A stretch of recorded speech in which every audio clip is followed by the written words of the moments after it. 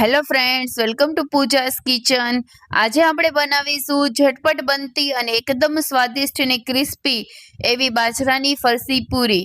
સૌથી વધારે વિશેષની વાત તો એ છે કે તમારે વણવાની કોઈ ઝંઝટ નથી કરવાની। વણવાની ઝંઝટ વગર 10 જ મિનિટમાં ડબ્બો ભરી અને નાસ્તો તૈયાર કરી શકો છો। તો આવો ફ્રેન્ડ્સ, રેસીપીની શરૂઆત કરીએ। જો રેસીપીની બધી વસ્તુઓ તૈયાર છે તો અહીંયા મેં 1 વાટકો ઘઉંનો લોટ લીધેલો છે, તમે જોઈ શકો છો આ રીતે, અને 1 વાટકો બાજરાનો લોટ લીધેલો છે।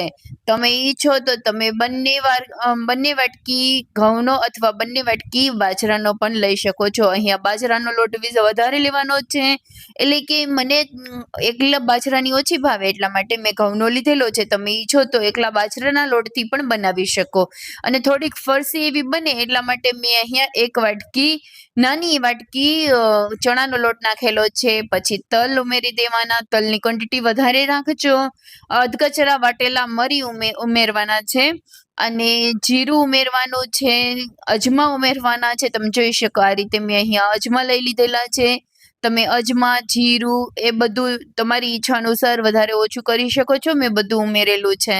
કલર એકદમ સરસ આવે એવો આપણે હળદર પાવડર ઉમેરી દેશું, ધાણા જીરું પાવડર ઉમેરી દેવાનો છે, હિંગ ઉમેરવાની છે, અડધી ચમચી જેટલી હિંગ ઉમેરવાની છે, અને સ્વાદ અનુસાર નમક ઉમેરી દેશું।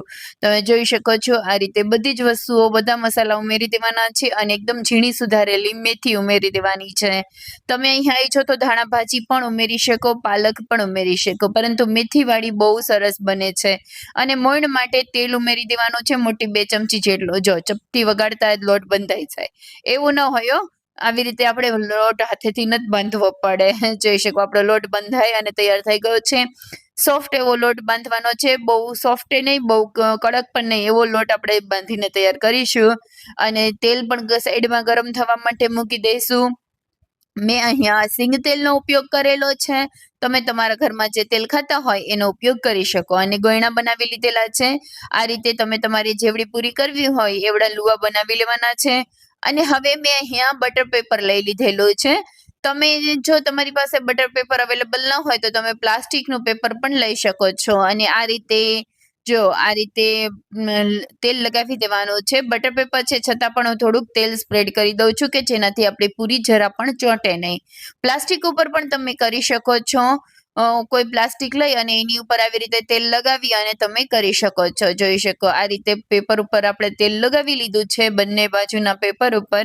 હવે આપણે બધા જ લુવા સેટ કરી દેવાના છે, આ રીતે જેટલા આવી શકે એ રીતે તમારે પૂરીના લુવા સેટ કરી દેવાના છે। મેં અહીંયા 6 પૂરીના લુવા આવી રીતે રાખી દીધેલા છે, અને ઉપરથી બીજું બટર પેપર લગાવી અને તમારે જો આવી રીતે હાથેથી પ્રેસ કરી લેવાનું છે, અથવા તો કે તમે આ રીતે ગ્લાસેથી પણ કરી શકો। જો ગ્લાસથી કરશો ને તો એકદમ સરસ એક સરખી પૂરી બનીને તૈયાર થશે।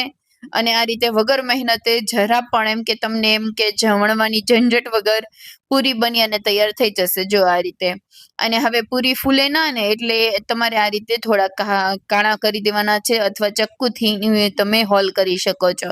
જો આ રીતે એકદમ આછી એવી આપણી પૂરી બનીને તૈયાર થઈ ગઈ છે। જો બાજરાના લોટની છે ને પૂરી વણાઈ ન શકાય ને, એટલે આવી રીતે તમે કરશો ને તો એકદમ સરસ રીતે બની અને તૈયાર થઈ જશે।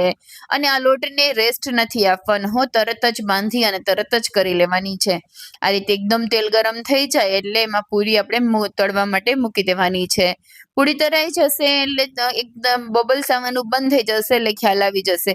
બહુ વધારે વખત તમારે ફેર કરવાની નથી પૂરી। આ રીતે એક વખત એક સાઈડ ગોલ્ડન બ્રાઉન થઈ જાય એટલે તમારે એક વખત ફેરવી લેવાની છે। જો આ રીતે તમારે ધીમા હાથે ફેરવતું જવાનું છે, અને એકદમ ગોલ્ડન બ્રાઉન જેવી ક્રિસ્પી પૂરી બનાવી અને તૈયાર કરવાની છે। જોઈ શકો છો તમે એકદમ સરસ ટેસ્ટી એવી ગોલ્ડન બ્રાઉન પૂરી બની અને તૈયાર થઈ ગઈ છે। આ રીતે જોઈ શકો છો કે આ રીતે તમારે બધી જ પૂરી બનાવી અને તૈયાર કરી લેવાની છે। તમે જોઈ શકો હું ખાલી જેટલી બેન્ચમાં પૂરી આવી શકે ને એટલી જ પૂરી વણી અને રાખું છું, અને એ રીતે જ કરતું જવાનું છે। તમે આ પૂરીનો સ્ટોક કરી અને રાખી શકશો નહીં, એનાથી શું થશે કે ઢીલી પડી જશે ને તો પણ એ સારી નહીં તળાય। એટલા માટે આવી રીતે તમે કરશો ને તો એકદમ સરસ પૂરી તળાઈ છે। જેટલી જરૂર હોય બેન્ચમાં જેટલી આવી શકે એટલી જ પૂરી તમારે અહીંયા કરતું જવાનું છે. હું સાઈડમાં એ પણ કરતી જઉં છું અને એક પૂરીની બેન્ચ પણ સાથે સાથે તળાતી જતી હોય છે.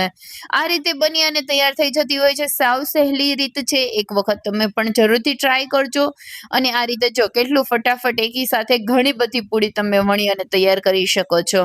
આ રીતે બટર પેપર અથવા તો કે તમે પ્લાસ્ટિકની શીટ ઉપર પણ કરી શકાય છે. જો આ રીતે પછી એમાં તમારે કાણા કરી લેવાના છે કે જેનાથી પૂરી ફૂલે ના.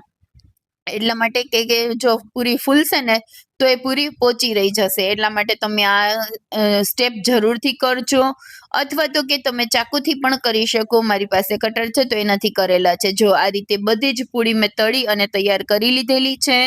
તો આ રીતે એકદમ ક્રિસ્પી એવી ટેસ્ટી એવી પૂરી બની અને તૈયાર થઈ છે. જોઈ શકો તમે કેટલી સરસ ચા સાથે અથવા તો કે નાસ્તામાં બહુ જ સરસ ટેસ્ટી લાગતી હોય છે. તો દહીંની સાથે પણ બહુ સરસ લાગે છે.